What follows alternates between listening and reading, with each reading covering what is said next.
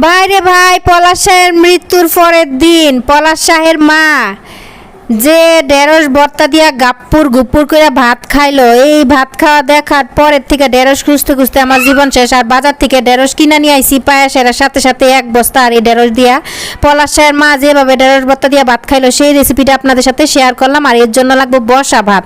তো পরিমাণ মতো পানি দিয়া বসা ভাত বসা দিবেন। আর ভাতটা যখন পাগুইটা পানিটা একটু কমে যাইব ওই সময় আপনি কাঁচা মরিচ আর ঢেঁড়স দিয়ে দিবেন ভালো করে ধুইয়া এই ভাতের মধ্যে দিয়া, তারপরে ঢাকনা দিয়া ডাইক্কা রাখা দিবেন।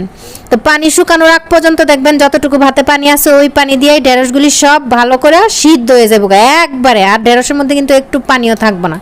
আর ওই সময় দেখবেন যে একবারে সুন্দর করে ঢেঁড়সটা সিদ্ধ হয়ে গেছে। তারপরে চুলার আঁচ কিন্তু কমায় রাখবেন, চুলার আঁচ কমায় ঢেঁড়সটা ভালো করে সিদ্ধ করে ভাতের থেকে তুলে নিয়ে রাখবেন। আর প্লেটের মধ্যে নিয়ে নেবেন হচ্ছে পেঁয়াজ কুচি আর সরিষার তেল আর লবণ, এগুলি ভালো করে মাখায় নেবেন। আর সিদ্ধ করা কাঁচা মরিচ ভাত থেকে তুলে নিয়ে তারপরে ভালো করে এটারে মাখায় নেবেন। মাখায় একবারে কাঁচামরিচগুলি ভালো করে ভর্তা করে নিতে হবে। একবারে ভালো করে কাঁচামরিচগুলি মাখায় দিবেন যেন সব ঝাল বাইর হয়ে যায়। তারপরে হচ্ছে ভাতের থেকে উঠায় ঢেঁড়স দিয়ে দিবেন। আর ঢেঁড়সের ভাতগুলি চাইলে আপনারা বাচ্চা নিতে পারেন, কিন্তু আমি বাছি নাই, ভাতগুলি থাকলে আমার কাছে মজা লাগে।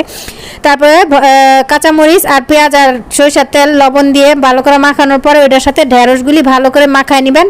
আর এরপরে হয়ে যাবে পলাশ শাহের মা যে ভর্তা দিয়ে ভাত খাইলো গাপ্পুর গুপ্পুর করে এক বাসন, সেই ভর্তা এত মজা এত মজা এত মজা। আমি আরো মনে মনে ভাবি যে পুত্র শোক না করে বিডি ঢেঁড়স ভর্তা দিয়ে গাপ্পুর গুপ্পুর করে এক বাসন ভাত কেমনে খাইলো, এত মজার ভর্তা খাইবো নাতে কি করবো কই।